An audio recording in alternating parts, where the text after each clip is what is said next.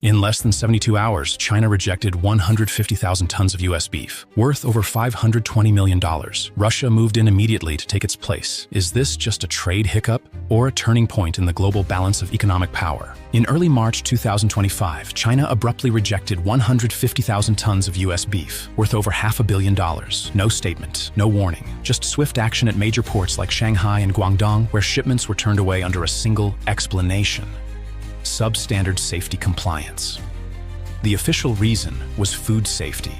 But just days earlier, the US had imposed a 25% tariff on Chinese electric vehicles and components, impacting over $38 billion in trade. Analysts noted that the volume of rejected beef in March was over 4 times higher than in January, a spike that sent shockwaves through the export industry. This wasn't a port-side technicality. It was a strategic signal, calculated and deliberate. And while the blow may have landed at the docks, its impact struck straight at the heart of American agriculture. Texas, Kansas, and Nebraska, 3 states that account for over 70% of U.S. beef exports to China, are feeling the hardest hit. By mid-March, more than $520 million worth of contracts had been canceled or frozen. Wholesale beef prices dropped sharply, 7.3% in just 2 weeks. Thousands of tons of product are sitting in storage. Cold chain logistics have been disrupted, and the feed supply industry is now facing downstream losses. A Nebraska producer said his $4 million export contract is hanging by a thread, forcing him to sell at a loss in the domestic market, which simply can't absorb that much volume. But here's the twist. These impacted states? They're rural America. The very backbone of U.S. political campaigns. Just as the U.S. was left behind, Russia stepped in. In the first quarter of 2025, Russian beef exports to China surged 32%, reaching 41,000 tons, an unprecedented increase. But the story isn't just about numbers. It's about how Russia planned ahead. As early as 2023, Moscow signed bilateral agreements with Beijing to create a custom veterinary inspection system, unlocking access for 40 processing facilities that were previously restricted. By November 2024, a new rail corridor from Volgograd to Xinjiang came online, cutting shipping time from 28 days by sea to just 11 days by rail. Russia wasn't reacting to a crisis. It was anticipating it. With a deliberate strategy across production and logistics. Russia isn't just selling beef. It's changing how beef is paid for. According to China's General Administration of Customs, 89% of Russian beef exports to China are now settled in yuan or rubles, not US dollars. This allows both nations to sidestep the global financial systems dominated by Washington. But it doesn't stop there. The Russian government has announced a $1.1 billion support package to double beef export capacity by 2027. 3 megafarms are under construction in Voronezh and Kursk, each designed to raise over 100,000 cattle. Russia isn't just replacing the US in terms of volume. It's rewriting the rules of the game. Just 3 years ago, the United States held 12.6% of China's imported beef market, worth over $1.2 billion in annual revenue. But by the first quarter of 2025, that number has dropped below 6%. In the meantime, Russia, Kazakhstan, and other emerging exporters have moved fast, signing long-term contracts, building dedicated logistics networks, and conducting trade in their own currencies. According to expert Deborah Elms, once supply chains are restructured around new standards, new inspection protocols, and non-dollar payment systems, coming back is nearly impossible. The US hasn't just lost its biggest customer. It now faces the deeper risk of being cut out entirely from the global protein value chain. The supply chain is shifting. Will the United States reclaim its position or be pushed further to the sidelines? Don't look away, because what's coming next might just change the game for good. $390 billion pulled from U.S. bonds. This isn't a protest. Allied countries are preparing for the financial storm, and the reason: Trump is back. From Canada, China, to Ireland, Norway, and even Japan, countries are rushing away from the U.S. dollar as if they are preparing for a storm that's about to hit. The main cause: Trump's re-election has increased concerns among international leaders about the return of the America First policy. This policy not only brings higher tariffs, but also expands financial sanctions, threatening global stability. As U.S. interest rates rise, U.S. government bonds are no longer as attractive as before, since the low yields fail to compensate for the increased risks. The instability in economic and trade policies, especially after the Russia-Ukraine war and U.S.-China tensions, has led countries to reassess their financial strategies. Not only are they reducing their dependence on the U.S. dollar, but many have also started to shift, seeking safer assets like gold, the euro, or even digital assets. to protect their economies from increasingly unpredictable fluctuations. See the Allies' withdrawal wave. In the last 3 months of 2024, it wasn't just 1 or 2 countries, but a whole range of nations that carried out a massive sell-off. Brazil pulled out $55.9 billion. Ireland reduced $42 billion, while the Cayman Islands and Canada also decreased by $41.2 billion and $37 billion, respectively. India and Norway cut nearly $35 billion each, and even Japan and China reduced by $7.8 billion. This shows that countries no longer trust holding assets in U.S. bonds, despite the stability of the U.S. dollar. And this raises the question, are these nations preparing for a major shift in their financial strategies? Trump triggers global trade retaliation wave. Many believe this event is no accident. The re-election of Donald Trump and his return to the political scene could be the trigger for this wave. The America First policy he implemented during his first term, with high tariffs and the use of economic sanctions, caused concern among many countries. And now, with his return, no one can be certain what will happen next. Trump has announced a series of new tariff measures with a reciprocal policy starting April 2nd, 2025, aimed at retaliating against countries with high tariffs on U.S. goods. This not only threatens traditional allies, but also increases uncertainty in international trade relations. Reaction of countries. Countries are responding strongly to this move. The European Union, EU, has threatened to impose tariffs on iconic U.S. products like motorcycles, whiskey, and jeans, reminiscent of the trade war of 2018. China, not staying quiet, has raised tariffs on U.S. agricultural products, particularly soybeans and pork. And it doesn't stop there. Canada has also started public consultations to address $125 billion worth of U.S. goods. These actions not only increase tensions between countries, but also create a chain reaction, causing global markets to face increased uncertainty. The future of international trade will depend on how these nations control and adjust their strategies in response to the strong protectionist policies from the U.S. Impact on the U.S. and industries.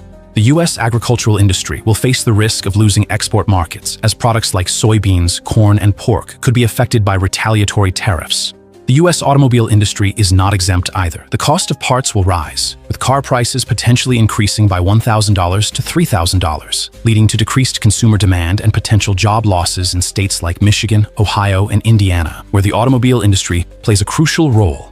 Countries no longer believe that the U.S. is a safe haven for global finance. Will Trump's protectionist policies in his second term continue to cause major financial turmoil? Or will we witness a multipolar financial world, where the U.S. is no longer the center? Stay tuned to the video to understand this issue. Elon Musk was abruptly cut off by Fox News, right in the middle of his speech at CPAC. Once a national icon with a +24 approval rating in 2017, Musk has now plummeted to -19 in 2025. And this is just the beginning of a ripple effect now reshaping his public image, faster than anyone expected. Chainsaw for bureaucracy! Chainsaw! At the 2025 CPAC conference, Elon Musk took the stage, holding a chainsaw. Yes, a real one. He used it to symbolize cutting down the bloated federal government. He criticized federal workers earning $50,000 a year, accusing them of being ineffective, underpaid, and still unable to afford health insurance or housing. Sitting on stage at CPAC with a chainsaw, making fun of firing federal workers who make $50,000 a year. Musk then claimed he's received death threats because he's trying to do what's right for American taxpayers. But just over 6 minutes into his speech, Fox News suddenly cut the live feed while Elon was still speaking. A shocking move, coming from a network that has traditionally supported both Musk and conservative politics.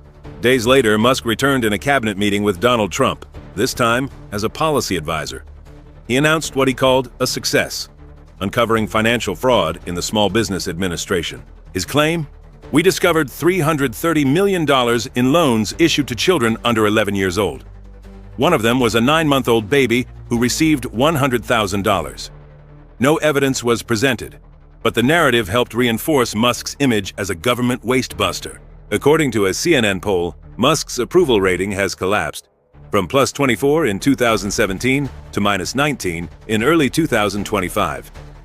Among Democrats, from +35 to -91, a drop of over 120 points. Independents flipped from +17 to -17. Only Republicans showed growth from +18 to +51. But that wasn't enough to rescue his national image. Change of perception as dramatic as this one. I mean, Elon Musk's net favorable. And the damage wasn't just political.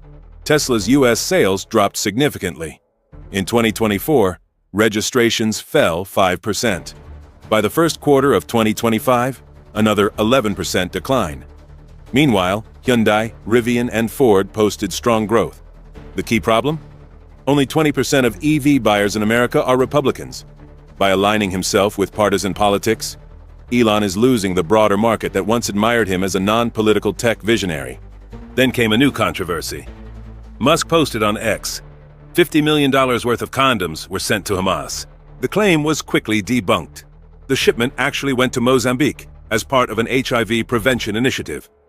When questioned, Musk responded, Well, first of all, some of the things that I say will be incorrect and should be corrected. So nobody's going to bat 1,000. In the same cabinet meeting, Musk proposed a controversial budget cap for the National Institutes of Health. He wanted to limit indirect costs to 15%, saying NIH's overhead was too high. But NIH responded with data. Every $1 in funding creates $2.46 in economic benefit. The NIH contributes $93 billion a year to the U.S. economy. Katie Britt, the senator from Alabama, had to go out there and say, no, don't take our NIH dollars. Even Senator Katie Britt, once an ally of Musk, spoke out. Don't gut the NIH's budget. If we trade it away, we're sacrificing the future of medical research in America. So what's really happening with Elon Musk? This isn't just a personal downfall.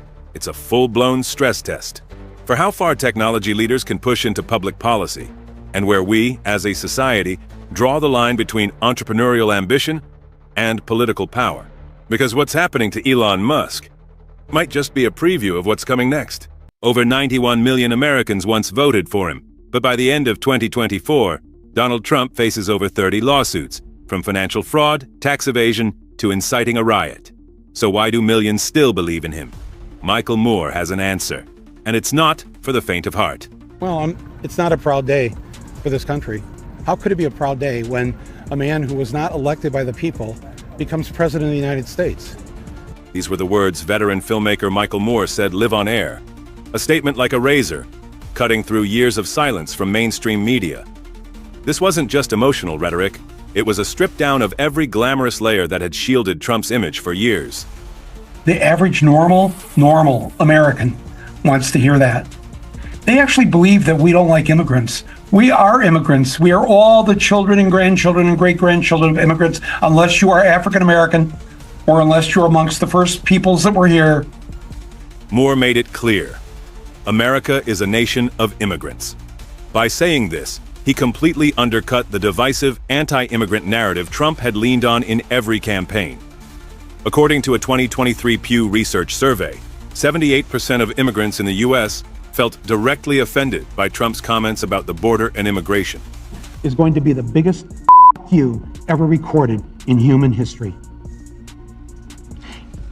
And it will feel good. For a day.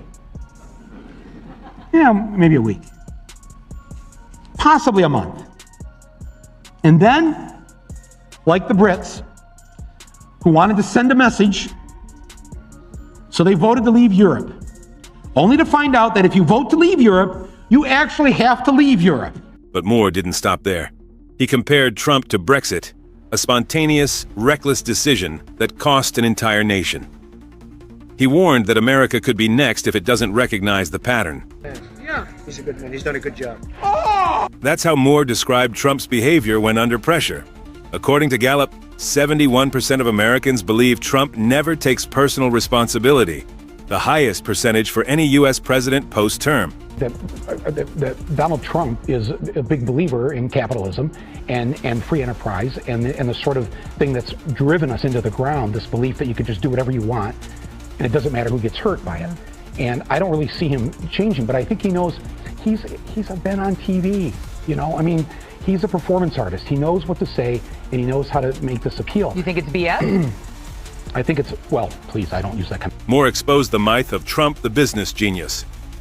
According to Forbes, in 2022, Trump filed for bankruptcy 6 times, including Trump Plaza Hotel, Trump Taj Mahal, and Trump Airlines. This wasn't just bad luck. It was a system of repeated failure. he knows something. He knows how to manipulate a dumbed-down population whose schools have been wrecked, whose media is just insipid and stupid and doesn't give people the facts about what's going on. So the public is easily manipulated by somebody like him, those who vote for him. He had record turnouts. He has the largest rallies. Moore called Trump's political career a slow-motion car crash. In 2024 alone, Trump faced 91 criminal charges, including campaign abuse, tax fraud, obstruction of federal investigations, and inciting the January 6th riot. Trump isn't facing justice, Moore said. He's using the system to keep performing. For me, Donald Trump outsmarted us all. And then there's a little throw up in everyone. Yes, Moore even mocked Trump's ridiculous attempts to monetize his fame. According to the Washington Post, 1,000 pairs were sold in the first 2 days. But over 40% were returned. A perfect metaphor, Moore explained. If failure were profitable, Trump would be the richest man alive. But Moore's deepest fear wasn't Trump himself. It was the millions of Americans who still believe he's the only one who can save America. You live here in Ohio, you know what I'm talking about. Whether Trump means it or not is kind of irrelevant because he's saying the things to people who are hurting. And it's why every beaten down, nameless, forgotten working stiff who used to be part of what was called the middle class loves Trump. He is the human Molotov cocktail that they've been waiting for. The human hand grenade that they can legally throw into the system that stole their lives from them. And that is why this battle is far from over. Don't blink, because what comes next might just shock you. Market in turmoil. Fox News turns away. What is happening to America's economic trust? What would you think if I told you? Even one of Fox News' most loyal hosts no longer believes in the White House's explanations.